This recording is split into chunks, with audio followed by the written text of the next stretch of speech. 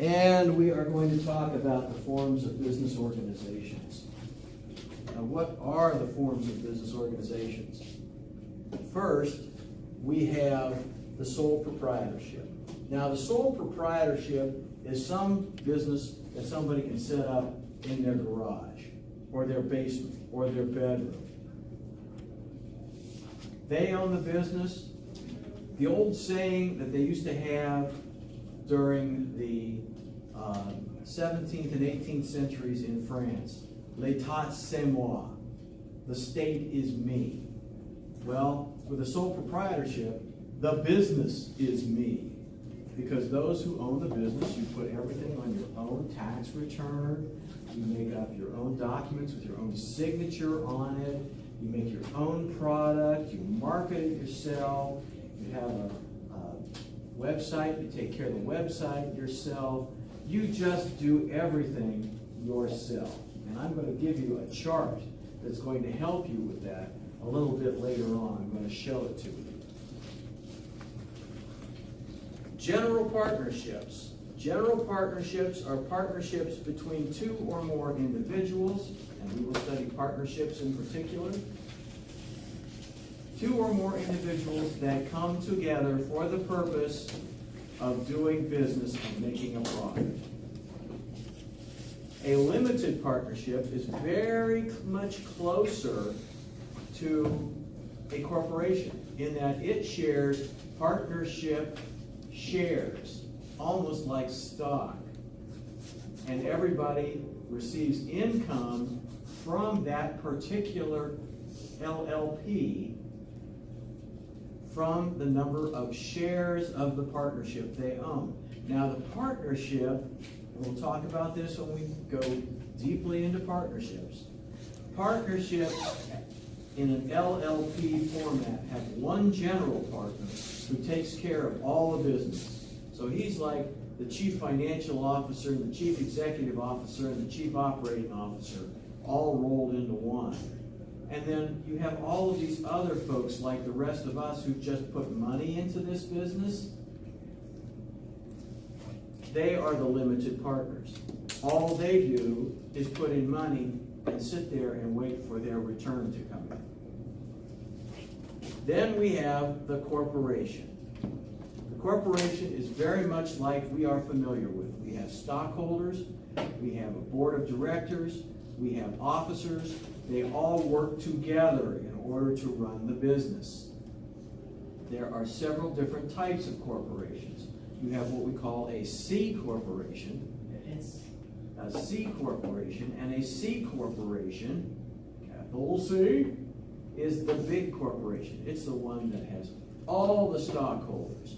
It's the one that elects their board of directors. They have their annual stockholders meeting. They just do all that kind of stuff. Okay? And I'm going to put up a chart here that has all of these things in it, all these differences. And you'll be able to look at that chart if you download these slides. In fact, there it is right there. Let me click on that. And there it is. So, what are all of the different forms of business organizations? And if you want to look at this, you just go online to Canvas, download forms of business organization, pull up this slide. It'll tell you everything you ever wanted to know about, or never wanted to know about, different types of business. So, a sole proprietorship. Let's concentrate on sole proprietorship first, because that's where most of us will start.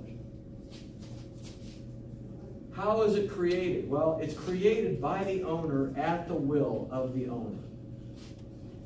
And this chart, by the way, is a file that you can download. If you go to my Google web page out on the internet, you can actually download this thing. The sole proprietorship, well, the owner is the business.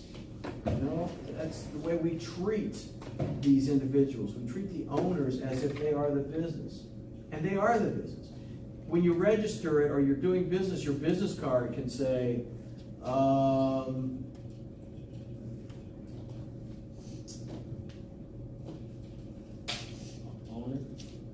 owner. You can have your name and owner and the name of your business. Well, one says Tyrese Reynolds, then it says clothing line owner. Yeah, yeah. Well, that would be appropriate. That's your business. You're a sole business person. You're an entrepreneur. Okay. The liability. Okay. Unlike some businesses, sole proprietors are liable for everything that happens in that business. Everything in that business.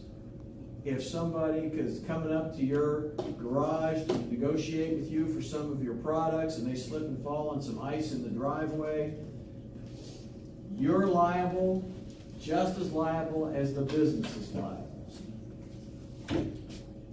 Duration, well, it's at the owner's option. It's at the owner's option. The owner can dissolve it anytime they want. All they have to do is say, I'm no longer in business. And of course, it will have to dissolve at the death of the owner, because at death, everything stops. Okay? Nobody else could take over? You know what?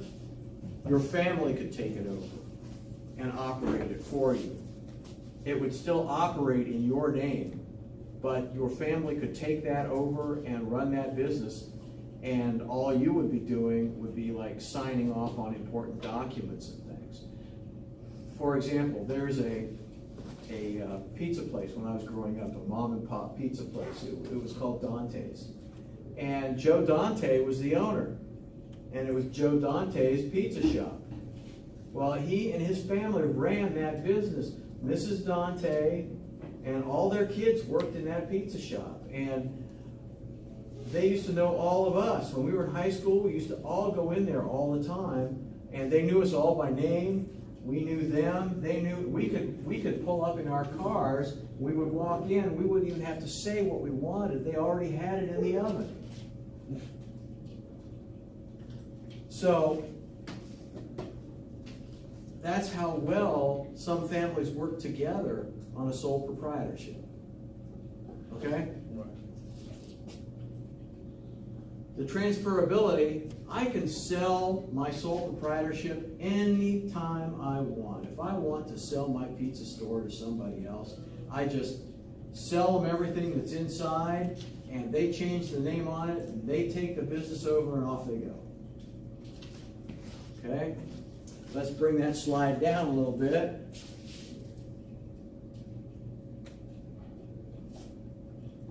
So, where do we get financing? Financing for a sole proprietorship is highly dependent on friends, family, and business loans. Sometimes we have to go to the Small Business Administration. They have small business loans for families and for sole proprietors. And we can get them there. Or we can go to a venture capitalist. Be very careful of venture capitalists. How many of you have watched Shark Tank? What happens, Miles, in Shark Tank? People present their ideas and have all these other people trying to bid on them. And what do they have to give up? Ownership. Almost everything. Control, capital. Some people like to keep their royalties and stuff. Yes, some people like to keep the royalties, but a lot of times venture capitalists take a lot of the business for themselves, for the privilege of giving you the money so that you can do business, okay? Management. It's all the owner. It's the owner's discretion. The owner says what's happening in the business, and that's what happens with the business. That's why the business lives and dies with the owner. Okay? Taxation. We put our taxes on our personal 1040 income tax forms. Our income on the bottom line, down on that form, it says what we made. We take away what we lost, and that's our total income. That's what we end up paying taxes on. Okay?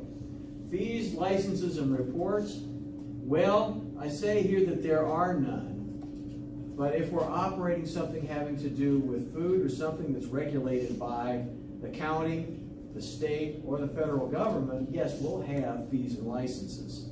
So that is somewhat of a red herring, because there are some, but they vary widely by the type of business. And are they able to do business in other states? They sure are. If I call Dante's today and ask them to fast freeze a pizza for me and ship it to me, and they send it to me in one of those boxes with dry ice in it, and I take it out of the box and put it in the oven, and it tastes just like it did when I was a high schooler. We hope they've changed it a little bit, right? Then, you know, they can do business across state lines, they can do business to other cities, they can do just about anything they want. Okay? And a lot of times the sole proprietorship will also be a franchise. Now we're going to talk about franchises.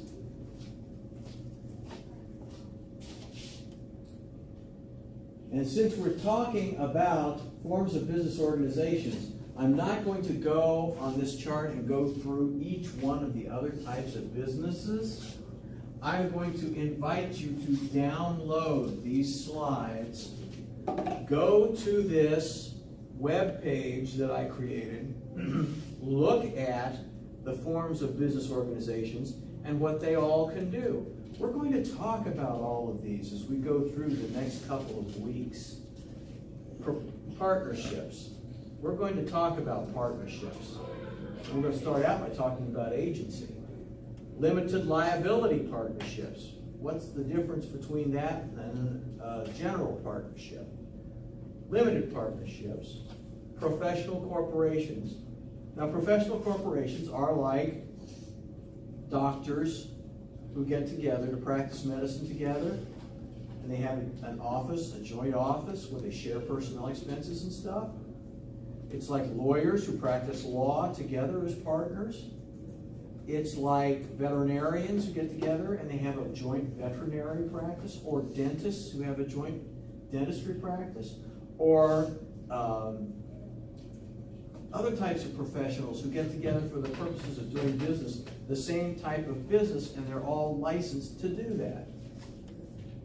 Limited liability companies then, which are like partnerships, but they have some limitation in their charters.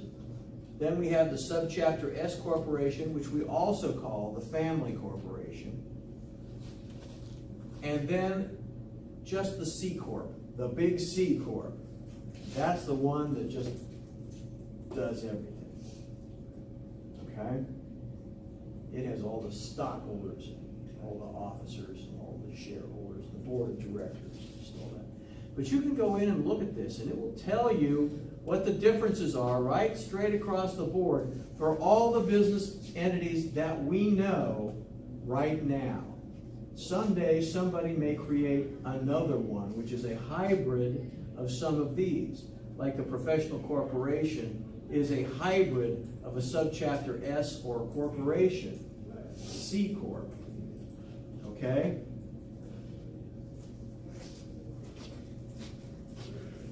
So I'm going to take this down and we're going to go back to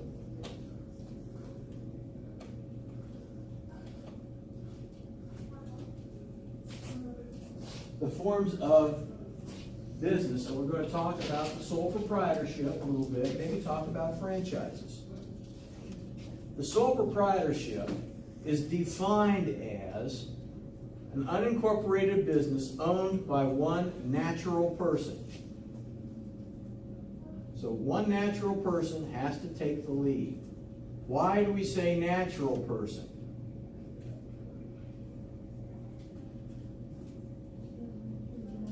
Naturally born, because a corporation is also a person, right? But it's a person of law. And the reason we created corporations as a person of law is you can't tax something that is not a person. And that's how we get taxes from them. The owner of a sole proprietorship has total control. Everything belongs to that proprietor. They have unlimited liability. Any slip and fall on their premises, it's their responsibility. They put the day's profits into their own checkbook, into their own bank account, into their own savings and financial vehicles, and they run with it. That's where their operating capital is. It's in their own checking account. Profits are taxed directly as income to the sole proprietor. So that sole proprietor has to put everything on his own state, federal, and local income taxes. Okay? That's the sole proprietor. So what are the advantages and disadvantages of that? Well, some of the advantages is, oh, it's so easy to start it up. How would you start up a sole proprietorship? I get the money first. What's that? I use the money first. Get money and say, I want to start a business. I'm starting a business. That's exactly right. That's how easy it is to start a sole proprietorship. The owner has total managerial control, so all of the decisions are made by one person. So you live and you die by what the decisions you make on a daily basis. And the owner retains all the profits. At the end of the day, they take the profits and they put them into their bank account. So let's say they have an employee and they're paying an employee an agreed upon wage for a month. Where does the money come for that employee's salary? Out of his bank account. Out of the owner's bank account. That's exactly right. One of the disadvantages then is the fact that they have personal liability for all the debts and obligations too. So if an individual has inventory that they've ordered and they can't pay for it and they keep running up their bills, they might have to do something drastic like file for personal bankruptcy. You know what a bankruptcy is? There's a bunch of different flavors of bankruptcy. But personal bankruptcy can either be a Chapter 13 or a Chapter 7. Chapter 13 is reorganization and Chapter 7 is total liquidation of all the assets. Chapter 13, you get to keep your house, your car, your furniture, your bank accounts, and you just accept responsibility for everything, and the bankruptcy court makes out a plan and helps you set up things so that you can pay off the debts as you go. You know about this? And the Chapter 7 is total liquidation, where you just sell everything. You sell your house, your car, your furniture, your dog, everything. You sell everything in order to pay off the creditor. But when you're done, your debts are all extinguished. Well, from either one, the 7 or the 13. The debts are extinguished. The difference is the total liquidation. If there are certain debts which are left over at the end, sometimes you can still be liable. Like if you're in a building in which you've been doing business and you're a sole proprietor and you've been living in that particular building as well, the bank can come in and foreclose. And they then will own the building and everything. And that's one thing, foreclosure is one thing that is kind of a strange happenstance of bankruptcy. Now, Chapter 13, the reorganization, you pay off the building and the loan and the amounts of inventory that you have as you go along. And when you come out of it at the other end, your debts are all discharged, but you're fine. You still own everything. Yeah. So what happened when the bank took over, right? And then like they send it to you, like you pay the property tax on it for a couple, like a year or something like that. Don't it become like yours? That will depend on the state. That depends on what the laws are concerning that. If it is a bank, if you have a house and you're paying someone else's property taxes, you can put a lien against that property to eventually collect those back. That is the easiest way to do it. And we'll get into that when we talk more about property law. Okay?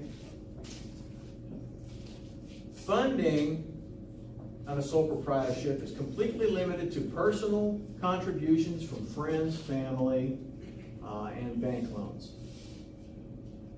So that's very limited. Yeah? So would like a church be considered a sole proprietor if like the preacher owns it, that people give money to it? Okay. Churches, yeah, people give money to it and that's income, all right? But it can, if it's owned by the pastor, literally he owns it, then that would be the source of his income. But he's also probably incorporated as a not-for-profit business. And if he's smart, he has incorporated that church. And he would have called it Church of the Good Shepherd, not-for-profit corporation. And that would be the official title. And then on the board out in front, it would say Church of the Good Shepherd. Okay? And so then taxes would not be paid because it was a nonprofit. And his salary, if he had a draw on salary, it would be considered a contribution, even though it is income, and he would end up paying personal income taxes on it. All right? So yes, he would have to eventually pay tax. Or she would have to pay tax. We have more women who are ministers now as well. General partnerships. Well, if we talk about a general partnership and we start to move away from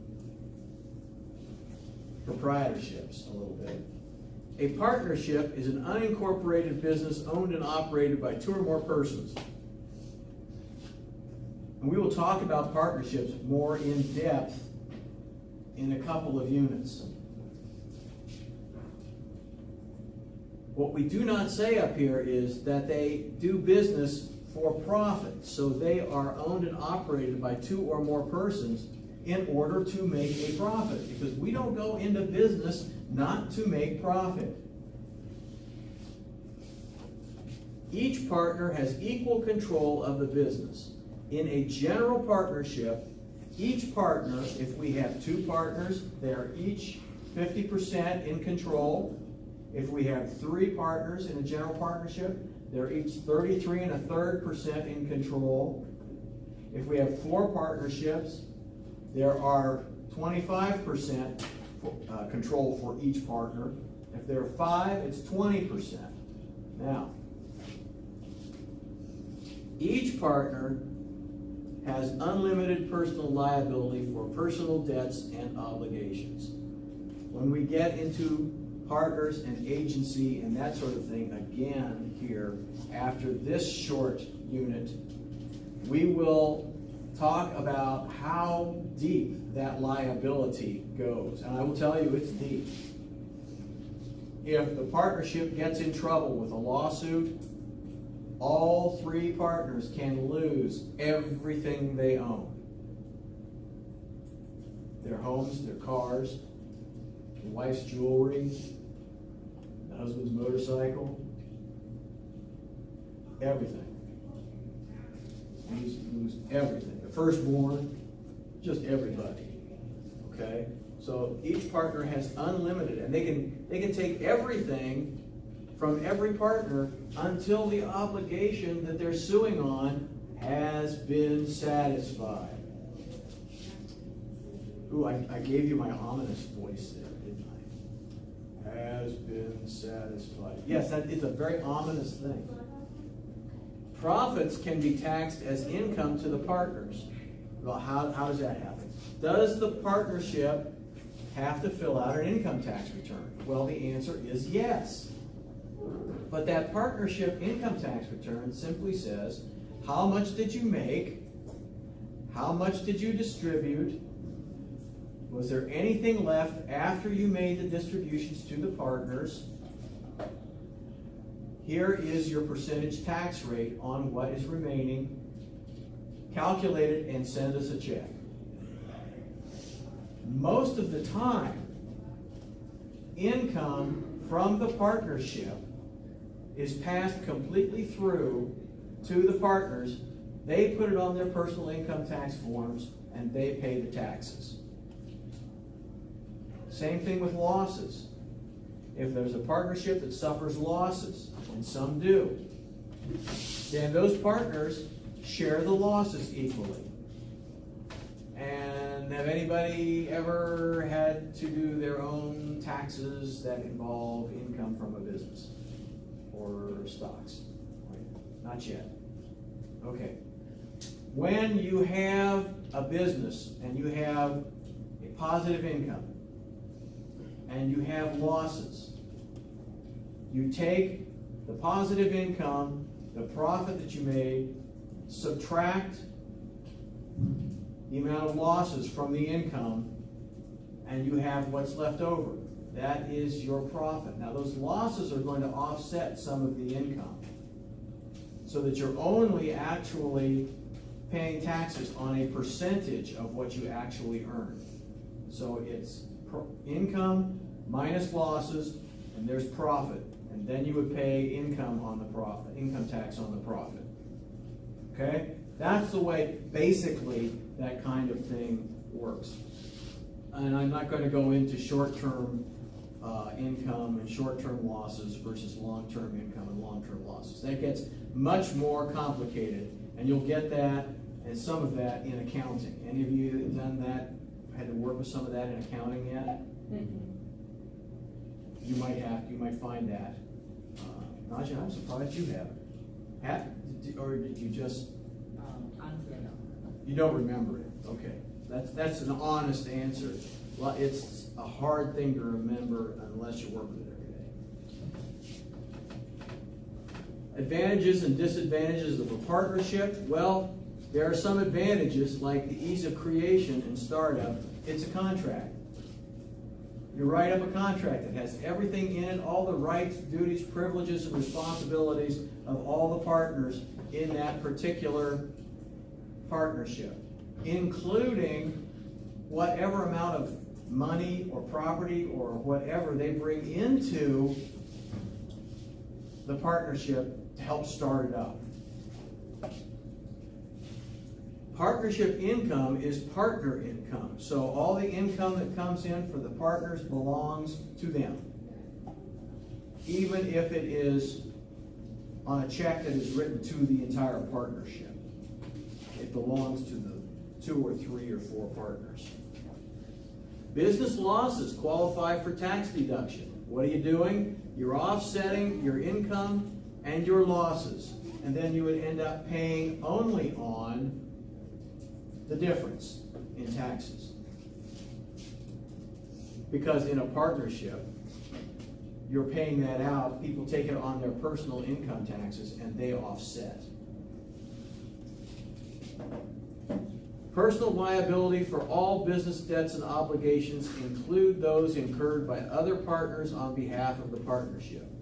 So, if I have a partnership and I have 2 other partners, and one of those partners goes out and buys a truck for the partnership so that we can deliver our product, but the other 2 of us don't know anything about it, and he signs as a partner for the partnership, now the partnership owns a truck. And the 2 of us that didn't have anything to do with it, surprise, we've got a truck. But at least we're going to be able to deliver our product, right? Now, sometimes in a general partnership, you want to put in the partnership contract that has what everybody's going to do in it, that one of the things that happens is that when you buy something really big or expensive, it takes what we call a supermajority vote. Now, normally, it only takes a majority. So if there's 5 partners, it takes 3 to decide on something, okay? But if something's really, really, really expensive or has a lot of liability that might be attached to it or something like that, you might call for a supermajority. And a supermajority, when you have 5 partners, is 4 of the partners. 80%.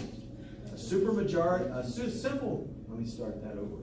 A simple majority is anything over 50%. A supermajority is anything 75% or larger. That's a supermajority. Just for a working example, okay? Everybody see that? See where that came from? Limited partnerships. Limited partnerships are not used a lot anymore.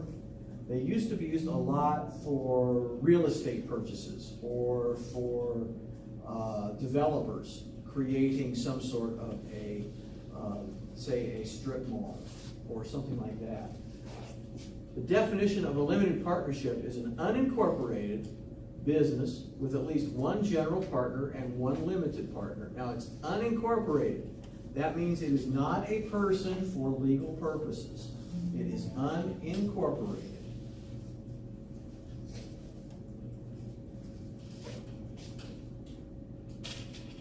It is created by the writing of a contract and the supply of money from the limited partner to the limited partnership.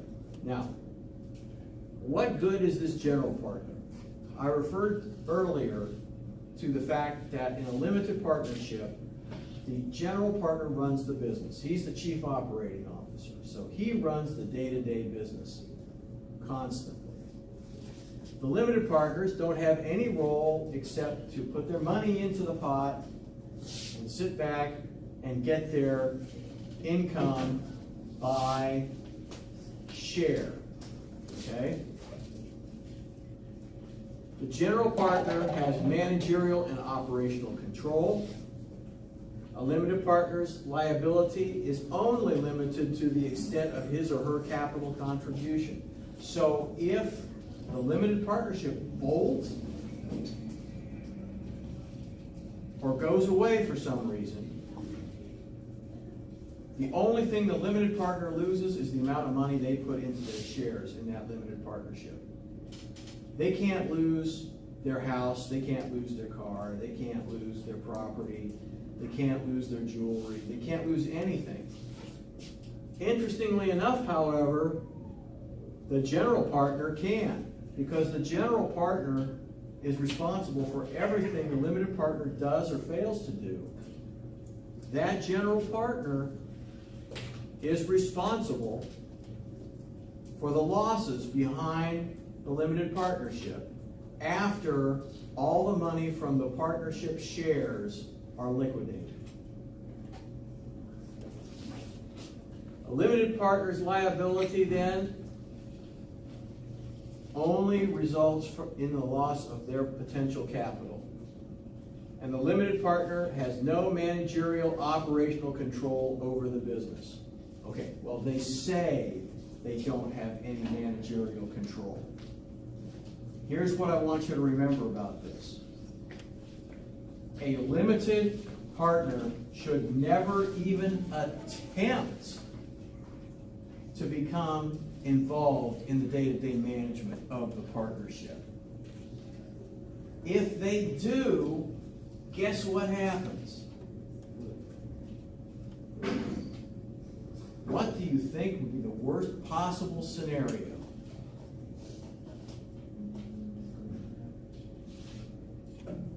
You go up and become a general partner. That's right. So now the limited partnership has two general partners.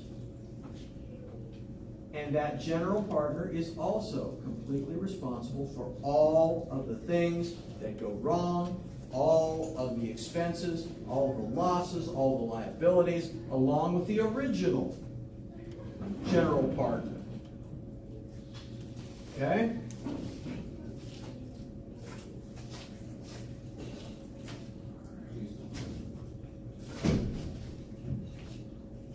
Would you like me to close this door? No. I didn't think so. Even with the noise, it's better because the air in here is just stale and not moving at all. Corporations. Corporations are state-sanctioned businesses with legal identity. They are people by law.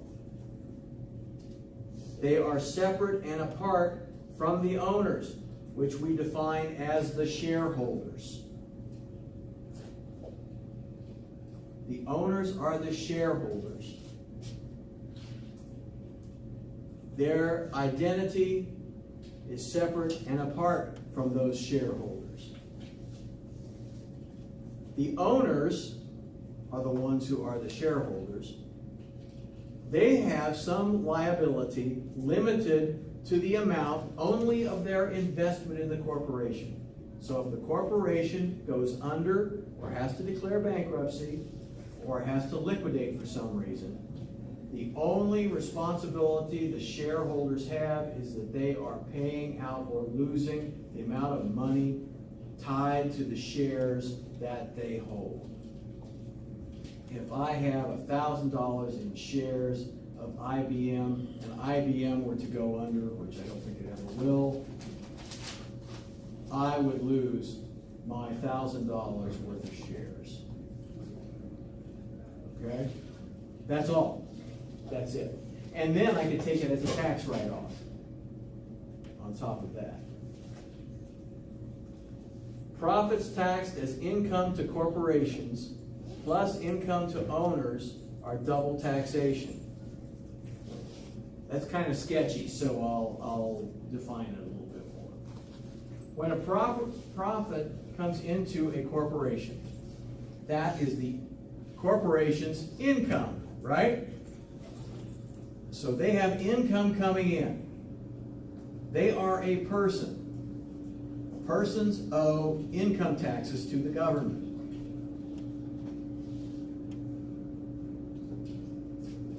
Excuse me.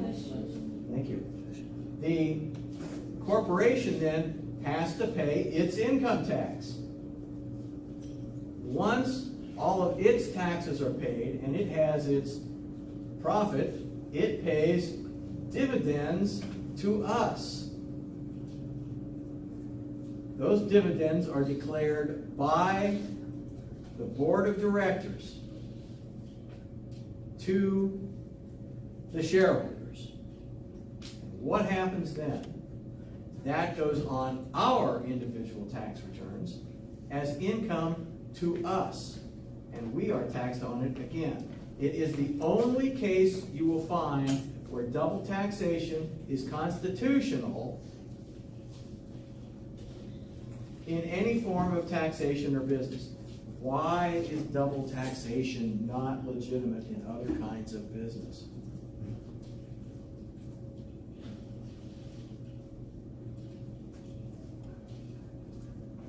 Why can you not tax someone twice? Think about that. We'll talk about that again when we get to corporations. I just want you to think about it. An S corporation, because we have two types of corporations. We have the S corporation and we have the C corporation. The C corporation is the big corporation, you know, like IBM or Intel or Google or Amazon. They all have shareholders, right? An S corporation is a small or closely held business. It is like a family corporation. They are taxed like they were a general partnership. A general partnership flows through all the money to the partners, who then pay the income taxes on their own personal 1040, right? Chapter S corporations are small business corporations, which are often family-owned or owned by fewer than 75 shareholders, have the privilege of doing the same kind of thing. Their taxation on their income that comes in and is flowing through the corporation goes to the shareholders just like they were partners. The corporation is not taxed on it, but the individuals are after it's distributed. Okay? That way they avoid the burden of double taxation. All right? So that's an S corporation. Now, if you don't quite grasp this concept as we have it now. We will be talking about it more again in the units that follow this one as we break these businesses down into their component parts. The advantages and disadvantages of a corporation. Of course, the limited liability for shareholders. If a business goes under, then a corporation just liquidates the business. The shareholders lose the value of their stock, which they can take off of their income taxes as a loss, and it's just unfortunate, you know. Ease of raising capital by issuing or selling stocks and securities. A corporation can issue and sell stock. They register it either through the state, if it's a corporation that does business in a state or a state type of agency. They can, if they're a larger corporation, they sell stock or bonds to large numbers, putting it on large exchanges. Every state, every town has its own stock exchange. You know there's a stock exchange in Nashville? Down Church Street. Yeah, you can go in there and buy any stock that's on the New York Stock Exchange. You can buy local stocks. You can buy stocks from businesses that are just starting up. And that's the way a lot of small businesses earn money just starting up. Yeah. How do you put your business in the stock market? How do you put your business in the stock market? Well, you have to register it with the state first. Now, we're going to go through that when we talk about setting up a corporation. And there's people called incorporators who start registering things like stock with these various exchanges and get people to sign up for subscriptions. And we'll talk about that a little bit. Today? Not today, no. These are big sections. They take up their own class time. Okay? They can also issue bonds. Now, bonds are debt instruments. That's where someone will loan the money. Most of you already know this. Some of you already know this. Most of you, I'd say. Where someone will loan $10,000 to a corporation. The corporation pays them interest on an annual basis at the very least. And when the term of the bond is over, because they only last for a certain number of years, they get all the original capital that they gave to the corporation to invest back. So they have a lot easier job of raising capital than partnerships or sole proprietorships do. And even subchapter S corporations sell stock. And we'll talk about that when we get into the corporate entity and talk about setting up a subchapter S corporation in addition to setting up a C corp or a large corporation. The disadvantages of corporations, double taxation, and the formalities required in establishing and maintaining a corporate existence. And we will talk about some of the difficulties about setting up and establishing a corporate existence. And it does get to be quite difficult. The S corporation, this is the one that we call a small business corporation. That's how you can remember what it is. It's S for small. It's a business organization formed under federal tax law that's considered a corporation, but it's taxed like a partnership. It has flow-through privileges in taxation. It's formed under federal law, whereas most corporations of the larger variety, the C Corp, are formed under state law. There are no more than 100 shareholders. That's as of 12/1/2008. They've come up. It used to be 35, and then it went up to 75, and now it's up to 100. Shareholders have to report the income on their personal income tax form as dividend income. They also, just like in a partnership, will share the losses of that subchapter S corporation. A limited liability company is a business organization with limited liability, just like a corporation, but it's taxed like a partnership. It's formed under state law, not federal law. Owners of the LLC are called members, and they pay personal income taxes on the shares that they own. There's no limitation on number of owners permitted in a limited liability corporation. How do they limit their liability? By making themselves limited to one single asset that the organization holds. Most often, this is an insurance policy that covers their liability. So that when something happens, manufacturing accident, strict liability lawsuit, anything like that, they will be covered by the assets held inside this insurance policy. That's where their limited liability comes from. And that will be in their original charter or their original agreement, depending on what the state requires. There are some specialized forms of business organizations too. One is called a cooperative. Cooperatives are very popular in rural areas.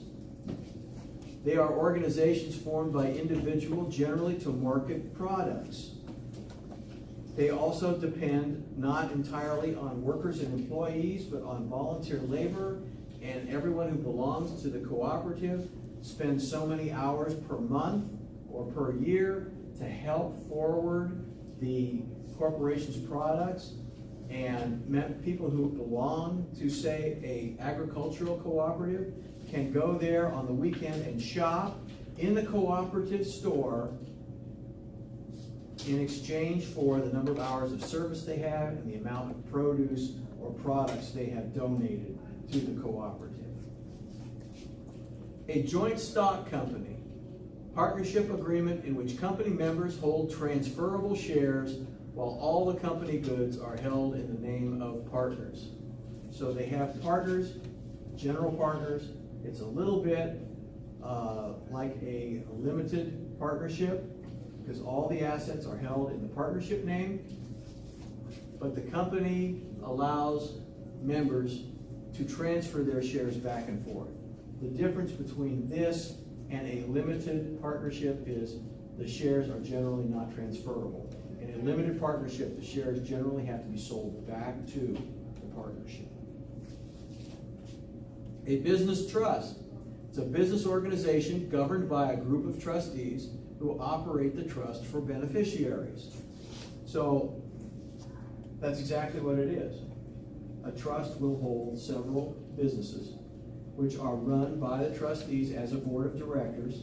They may have employees, etc., etc., but they operate it, and the profit goes to a set of beneficiaries who are named in the trust. A syndicate. It's an investment group that forms for purposes of financing specific large projects. Generally, it is a monetary syndicate where the money is put together just specifically for financing, and generally it is for one single project. Joint ventures are very similar to a syndicate. Joint ventures are relationships between two or more persons or corporations or partnerships or limited partnerships or limited liability partnerships that are created for specific business undertakings, like Fiat and Chrysler. Fiat and Chrysler were at first a joint venture. Then Fiat bought Chrysler. But it started out as a joint venture that produced certain automobiles. A franchise. And a franchise agreement is an agreement between a franchisor or owner of a trade name or trademark and a franchisee, a person who by specific terms of the agreement sells goods and services under the trade name or the trademark, like McDonald's. There are company-owned stores and there are franchise-owned stores.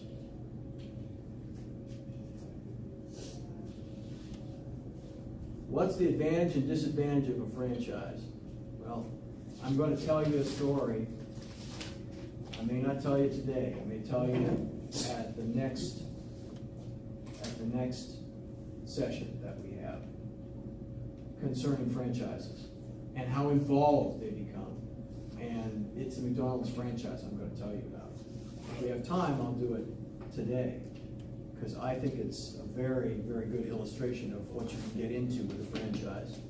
The advantages is that there are assistance from franchisors in starting the franchise. That assistance comes with a price. Trade name, trademark recognition. That comes with a price. Franchisor advertising. That also comes with a price. Why am I saying it comes with a price after everything? Because it's a lot. Because it's a lot. Isn't that it's the same thing like Subway? Like Subway, you can buy like a store. Yes, yes, and I'm going to use McDonald's as an example, but Subway's an excellent example of exactly what happens. There are other ones around too that are just exactly like that. Some Burger Kings, some Five Guys. I mean, just, franchises that people want to own. You know, Chick-fil-A, all you need is 10,000. Chick-fil-A, I know, Chick-fil-A, they have a very generous franchise Yeah, but program. it's weak though, a little bit. Cause you gotta go where they send you, and you gotta get them 50% of the profit. Hey, when I talk about franchises, that's more than true. That is exactly more than true. The disadvantages are they must meet contractual requirements or possibly lose the franchise. And the owners have little or no creative control over the business. So, what are the advantages of starting a franchise? Well, there's low risk because the corporation, when everybody sees McDonald's, they think about McDonald's Corporation. They don't think about an individual franchisor. There's increased income from franchises, sometimes, but that comes at a cost. I'm going to say that over and over again until I get this story out. Disadvantages: little control, except contractually, over an individual franchise. The franchisors don't have a whole lot of say in what goes on. I'll tell you why. It comes with a cost. And they can become liable for the franchise if the franchisor exerts too much control. So if something goes bad and the franchisor says you're not doing a real good job, the franchisor can take over and the person who owns the franchise can just walk away. Types of franchises. We have the chain, like Subway, McDonald's. We have distributorships, where the franchisor licenses the franchisee to sell products in a specific area. We have manufacturing arrangements where they provide franchisee with the technical knowledge to manufacture a franchisor's product in a certain area. And here are the top 10 global franchises as of 2005.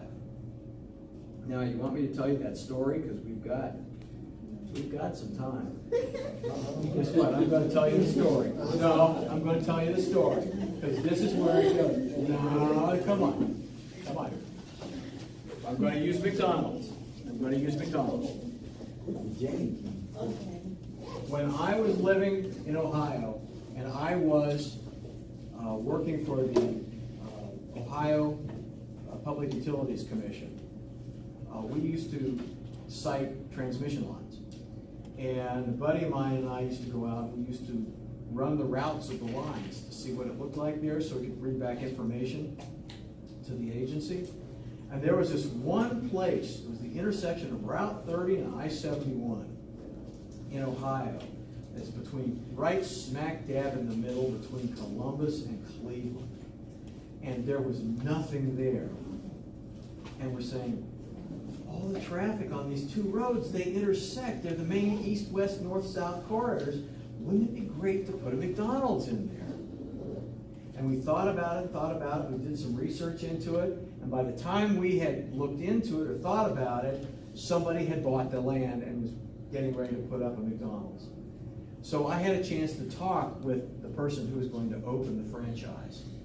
And they said, well, let's show you what we're having to do. And they said, first we have to do an application for the franchise.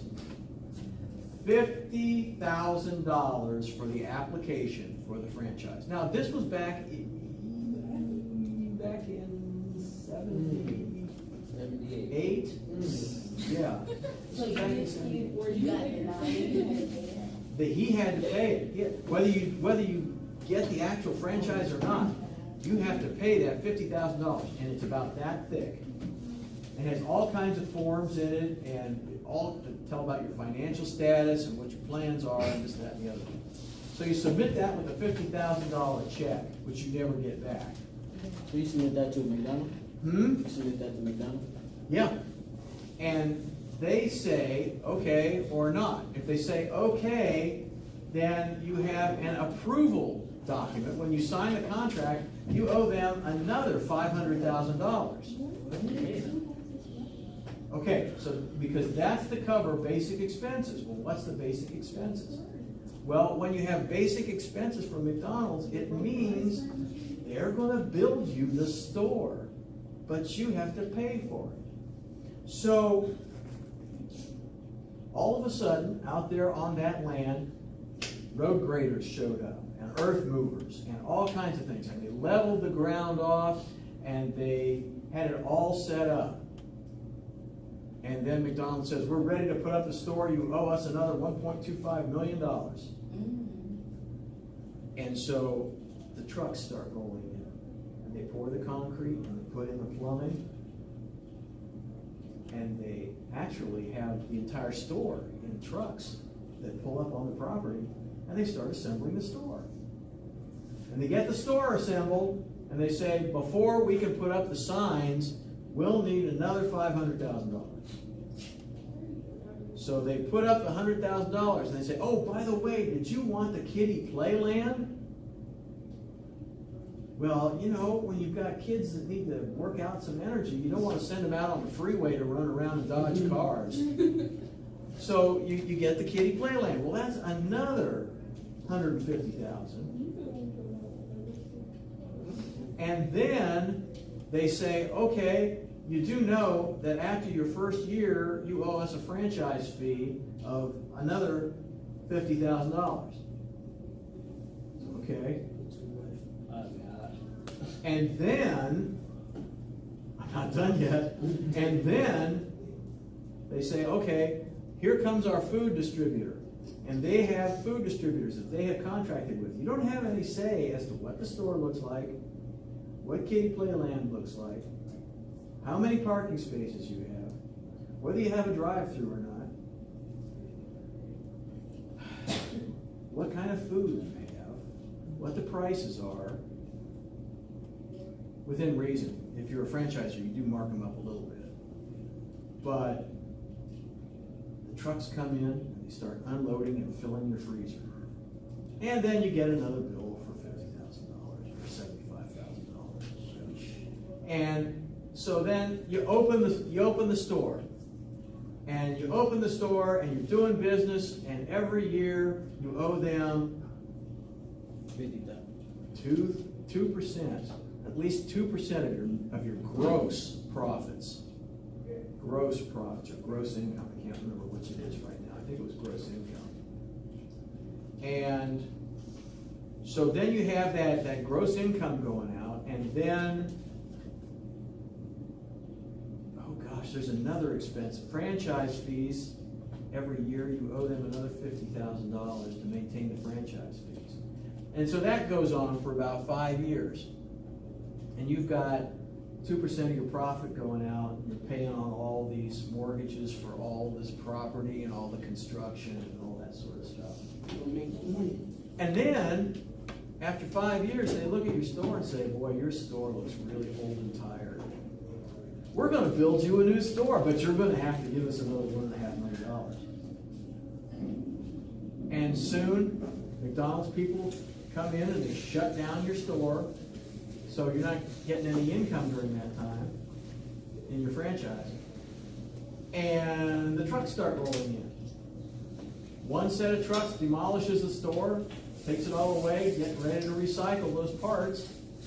And the other trucks come in and they put it, and you have a brand new store. And you have a brand new playland. And you got a big statue of that scary clown out in front. And there he is. And that just costs you another $1.5 million. And then you open your business up, and they say, because you got a brand new store, with all this stuff, we're going to have to up the franchise marketing fee from 2% to 4% of your gross profits.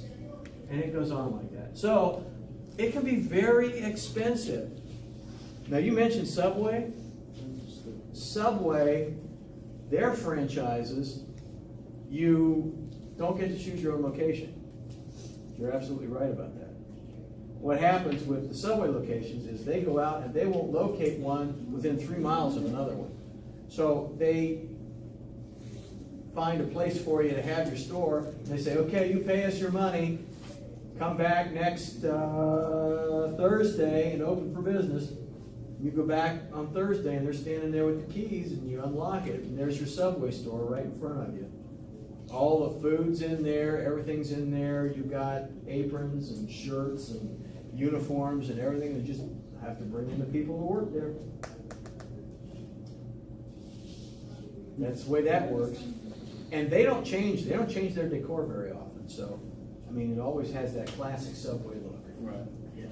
Okay. So that's my story about franchises. Oh, the sign-in sheet. Yes. You know, I even forgot to send it around.